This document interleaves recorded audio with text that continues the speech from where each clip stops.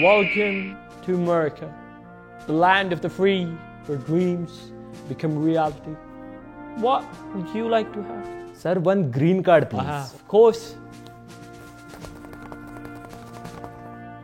Ha! Here you go. Finally. 195 years. That's the standard. Sir, can I get something that's a little bit faster? Here you go. This you have to win in the lottery, my friend. Bueno, sí.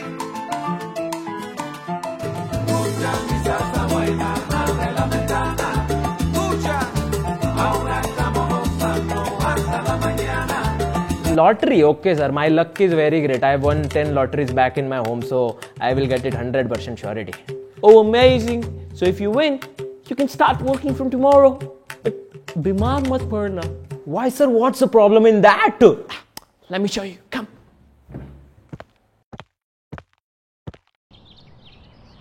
Look at this fellow right here. He's been in coma for 3 years, and this is his hospital bill. Sir, how is this much? Man, what can I say? He lost his job because he felt sick. And then, no job, no insurance, no H-1B visa.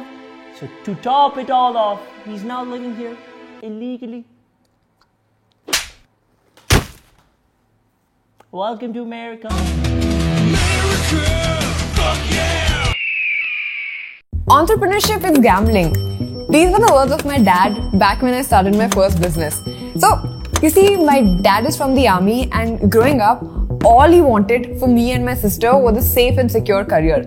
And safety for him, like the majority of Indian parents, was become an engineer and then go to America for your postgrad. You know, every single person around me, including my dad's friends, my friends, all of them did engineering, went to America for their masters, got fat packages, while I was still stuck here figuring things out. In hindsight, that's the best decision I ever made, but back then, if you didn't go to America, you were missing out. But I'll tell you what, after the last 2 years of carnage, The layoffs, mass layoff. The layoffs. Amazon doing another round of layoffs. Mark Zuckerberg's year of efficiency back in focus this morning after another round of sweeping layoffs and job cuts. saw more than 2 lakh people getting fired, out of which 40% were Indians. People are finally waking up. Among the people who got fired, one of them was my dad's friend's son, and I remember when the news of his firing reached back home. The uncle, who's actually a heart patient and had taken a loan to send him to America, was literally losing his mind because his son didn't have a job, and within 60 days, he could be kicked out of America. How the hell were they going to pay up the student loan? Thankfully, he got another job, but seeing the stress he and his family had to go through was absolutely heartbreaking. This is the reality of most Indians working in America. You know, you could be living there for decades, but regardless, you're always at risk of seeing your lives and careers getting disrupted, because that is how shitty the system is for immigrants in America. No, really, the chances of you becoming a US citizen are less than a zombie apocalypse wiping out the earth. And I'm not exaggerating. Take a look at this data. An Indian immigrant in the US would have to wait more than 195 years before he or she can become a US citizen. That is wild to me. Last year, India surpassed China and became the largest source of international students for America. And you know what most of these people are studying? A majority of them are either pursuing engineering, computer science, or maths. I saw a great thread on Twitter about this, you should check it out, which basically states that up to 60,000 Indian CS Masters students are going to graduate this year, but most will not find any jobs. This caught my attention, and that's when I started digging deeper, and I was literally stunned by the data I found. Wait, what, 14 days into 2024? And over 7,500 employees in America have already been laid off. It's a bloodbath out there. But I'll tell you what, this is not what shocked me.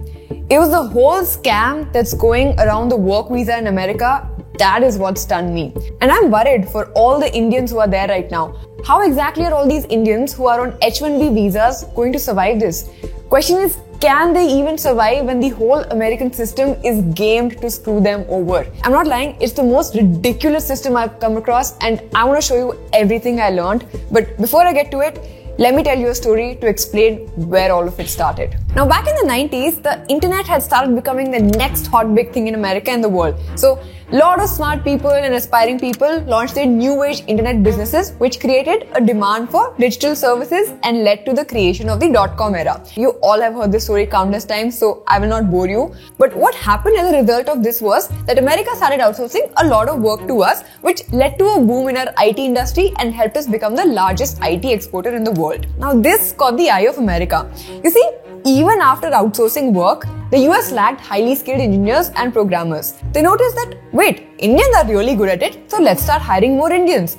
Now, seeing this explosion in America, the number of Indian computer science engineers going to America started growing rapidly. And not only that, because of this growth in domestic IT industry and growing opportunities in the US, this also started happening. Number of engineering colleges and degrees started growing in India itself. More and more people wanted to become an engineer, and obviously that meant that parents started pushing their children towards engineering, specifically computer science engineer as a career path. And we know what happens next. America became the go-to destination because of the chance of earning in sweet, sweet dollars. But this explosion would not have happened without one important change in 1990, and this is also where the problem starts. In the 1990s, President George Bush sought to open America's doors to talented workers from all across the world. So he signed something called the Immigration Act, which created the H-1B visa. For those of you who don't know what H-1B is, it's basically a temporary work visa. Think of it like a golden ticket for skilled professionals worldwide to work in America. But it wasn't easy getting this H-1B. To get this golden ticket, the first thing you need to do is secure a job at a US company, and then the employer would submit a petition on your behalf so you could work in the country. And on top of this, the H-1B also had an expiry date of 3 years, which could be further extended to 6 years. But for 6 years, you were good. You could work in America, earn money in dollars, and get rich. But things started changing. As the digital revolution took off, the demand for these golden tickets skyrocketed. Every single Indian in America wanted this H-1B. The tech industry, in its infancy and hungry for talent, also realized that the cap that they had of only issuing 65,000 H-1B visas per year was too restrictive. So all of these companies started crying for help to Congress because they were also very worried about the Y2K crisis. Now this led to American Competitiveness and Workforce Improvement Act of 1998, which temporarily increased our golden ticket cap from 65,000 to 115,000 for the year 1999 and 2000. So during all these years, right, between 1990s and 2010, there was a mirage of easy access to H-1B. What I mean by that is, a lot of students in India thought that if I go to America, if I get into a good college, I'll be able to get a good job, the company will sponsor my H-1B, I'll stay there for a few years, and after that, I'll wait for about 5 to 6 more years and get a green card and become a permanent resident. If you don't know what a green card is, it's basically a document that grants a non-US citizen the right to live and work permanently in America. As a result of this, lot of Indians came flocking to America and stayed waiting for their green cards. But let me share some shocking numbers with you here. See, every single year, the US releases only 85,000 H-1B visas. 65,000 are for workers with at least a bachelor's degree, while 20,000 are reserved for those with advanced degree.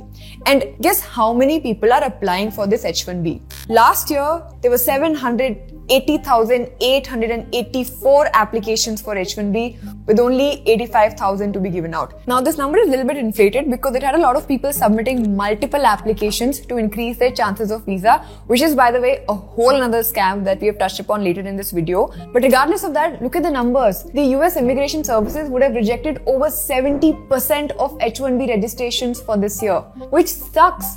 And I'll tell you what, things only get worse. I have a question for you. How do you think they select that out of all these 7 lakh people who have applied, who've, by the way, actually got jobs in America, who's going to stay? Who are going to be these 85,000 people? Take a wild guess. Now you would think it would be based on merit, right? Because that's what makes the most logical sense. Well, here's a shocker for you. It is not. It's a lottery system.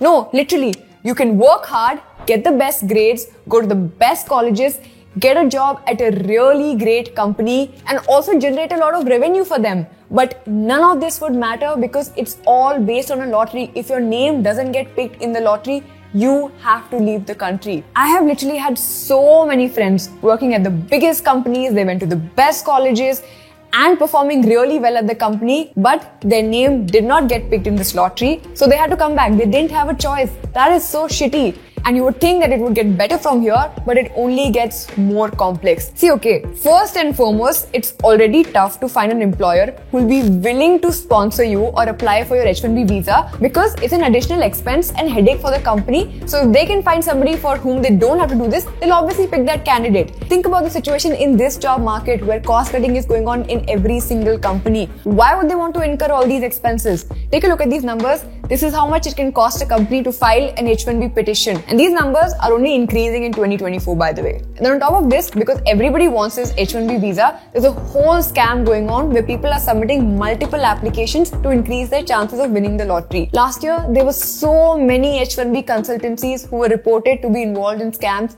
trying to game this lottery system. There were basically two kinds of culprits that were running this fraud. The first was employers that were filing multiple coordinated registrations for the same employee. And the second was employees approaching numerous different companies to submit H-1B registrations on that person's behalf. Take a look at these photos. Most of these consultancies offered dubious offer letters in the name of in-house projects without conducting any interviews to evaluate the candidate's proficiency for the role, and even collected exorbitant H-1B petition filing fees along with an additional commission from this candidate. See, people know how desperate employees get for these H-1B visas, so they're exploiting their situation and their anxiety and trying to make money off that. This whole scam that was going on really shook the confidence of people in US immigration services further. As a result of this, the USCIS did extensive fraud investigations, denied and revoked a lot of petitions, and is also in the process of initiating law enforcement referrals for criminal prosecution. So the US government also added a new rule mandating a one-time registration per employee, and accordingly, employers must now submit passport information for each registrant. But despite this, H-1B is still a lottery system. And not just this, there are also plenty of other issues with H-1B. For example, if you lose your job on H-1B, in less than 60 days, you've got to find the next one, or again, you will be deported. So you could be living in America for more than 20 years. You could have built a whole life there, but you're always going to be on the edge because you can be kicked out at any point of time. Just taking the example of what happened during Donald Trump's presidency, Trump, who was a vocal critic of the lottery system and wanted to reform the H-1B visa system, suspended temporary work visas during the pandemic. This single action put the lives and careers of 2 lakh Indians who had returned to India during the pandemic at risk. Literally 2 lakh people were stuck here facing sleepless nights and constantly worrying about losing their jobs. Now, since the Biden administration has come into power, the ban has expired, but it shows you how a mini change in a policy can put your entire career at risk. That is really scary for me. Even after going through all of these processes, finally getting the H-1B visa from that shitty lottery system, I still don't have job security and my family is still not safe. I'll give you an example, okay? In 2019, this Indian lost his life in America, and his wife, who was pregnant at that time, literally had to come back to India overnight because she was rendered out of status. On the other hand, if you're an H-1B worker in America whose child hasn't been born in America, then after they turn 21, he or she will have to leave US unless they get an international student visa or they apply for H-1B separately. I mean, this is silly, right? They've grown up here. They've spent all their lives here. The only difference is they weren't born here. I have seen this one single thing literally break families apart. So I've got a friend, okay? Her whole family, her mom, sister, everybody lives there, but she wasn't born there and she didn't get an H-1B, so she's not eligible to stay in the country. So you know what she's doing right now? She's just doing masters after masters after masters just so that she can stay in America with her family because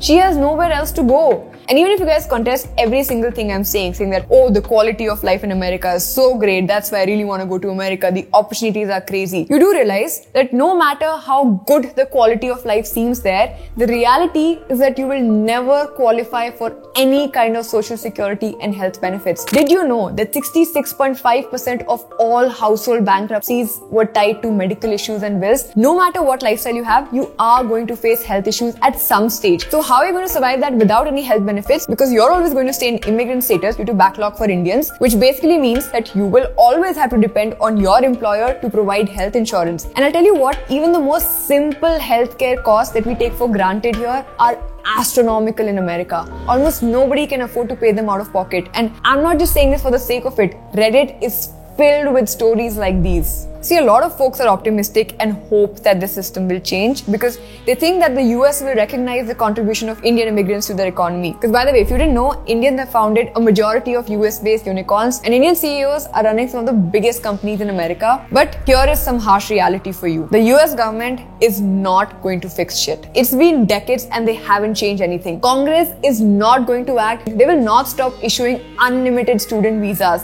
They will not increase the H-1B quota and they will not make the H-1B lottery process any fairer. Instead, they'll let you spend all your money, all your hard work, your university fees, collect taxes while you work, make you spend your time and effort applying for this H-1B and eventually make you hate your fellow immigrants for your misfortune. Because think about it, right? What is the incentive for the US government to make all of these changes? They're getting talent from all across the world. They are happy. And even if you do get this H-1B visa, it's a never-ending immigration battle. You have to keep extending it every 3 years and there is no chance of you getting a green card because look at the green card backlog again. Look at the number of people who are waiting before you to get the green cards. It is insane. Now, there was a recent bill introduced in the US House of Representatives to reduce this green card backlog, but it has not been passed yet. See, I'm not saying that you should not go to the US at all. There are other options like F1, OPT, O1, cap-exempt H-1Bs. We'll put these links in the description below, but they all have their own eligibility criteria and limitations. See, okay, if you already know all of this and have already made up your mind to go to America, that's your call. If you hustle really hard, you can figure things out. There are people who've made fortunes. I am not refuting that. But just know that no matter how hard you work, luck will always play a very big role here in determining your whole career because of this whole lottery system. I'm just here to share the reality of how tough it can get because I've seen my old friends go through depression, debilitating anxiety about their jobs and visas. And it's tough, man. It is really tough out there. And on top of all of this, look at the current economic climate. So many people are losing their jobs. Plus, we also have the advent of AI. There is just too much uncertainty. So my question to you is, in a world where you can get any opportunity you want from the four walls of your home here, is it really worth going through all this and fighting this battle? You tell me. Now I know that many of you or your friends have already left homes, you're already there on H-1B visas and are going through this whole layoff season, and I truly genuinely empathize with you. Here are some top of the mind tips which I could think of which could probably help you. First is, if you're there, create a cash flow budget for yourself. Make sure that you're accounting for every monthly expense. Get rid of your non-essential expenses and start saving money because we don't know what's going to happen tomorrow. So there's something called runway in businesses. If you don't know what that is, runway is basically the amount of time a business has before it runs out of cash. What is your personal runway? Start calculating how many months can you survive with your current savings. Start planning for that. Start planning for all worst case scenarios. Next thing you can do is start networking. That's very, very crucial. Build leverage. I've talked a lot about this in one of our previous videos, so I'm not going to deep dive into it in this video, but if you want to know how you can build leverage and safeguard your future, watch the video here. And lastly, you do end up losing your job and are not able to find another job in 60 days and have to return to India. Don't be afraid. In all honesty, it could be the best thing that could have happened to you because you will be done with this endless immigration wait cycle. You don't have to go through that anxiety that you feel at the pit of your stomach that what next? What if I lose my job? What am I going to do? How am I going to make money? There are honestly a lot of opportunities here and it is not as bad. You can go to sleep peacefully here. You can try out different careers if you want. You can apply to different jobs. You can shift jobs whenever you want. You don't have to live through that anymore. You know what? During my undergrad years, I also really wanted to go to America for my master's because all my friends had left. All my friends were there. But I'll tell you what happened. I think I was in my last year of college and I saw that a lot of people were starting companies, building cool shit, and all of this was happening in Bangalore. So I was like, wait, there are opportunities like this in Bangalore as well. There were a lot of people building really cool and exciting tech, raising monies. In fact, I still remember when Varun raised his funding. And this was like some 9-10 years ago. So this wasn't common back then. I think I was like, what, 18 or 19 years old? And this is what made me realize that what was happening in Silicon Valley in the 70s and 80s had started to happen here in India too. So I decided to try my chances here and honestly, it's been the best decision ever. I'm not saying this because of some bias in my head or I'm living here. I genuinely mean it. I have had the opportunity to work with some of the most talented and smartest people working on exciting projects, and more importantly, I got the opportunity to build something of my own. All of this while I get to work with the most driven, fantastic team of people. I don't think anything can match the feeling of building something of your own. Yes, it does get tough on some days. The amount of change that you get to create while working on something that's fun, with people you genuinely love being around, I don't think anything matches that. In fact, a lot of you can come back to India and build some really cool shit here. In fact, if you look at the BICE batches from the last few years, there are so many Indian names, Indian founders from India, from Bangalore itself, have bagged funding. While the world sees this as the next hot destination, I do believe in what Nikhil Kamath recently said in his speech. I think we are standing too close to the trees and not seeing the forest, because the India I am in today, that is the India that to me has already arrived. That is it for today's video. I'm Achina Maya and I have a small request from all of you.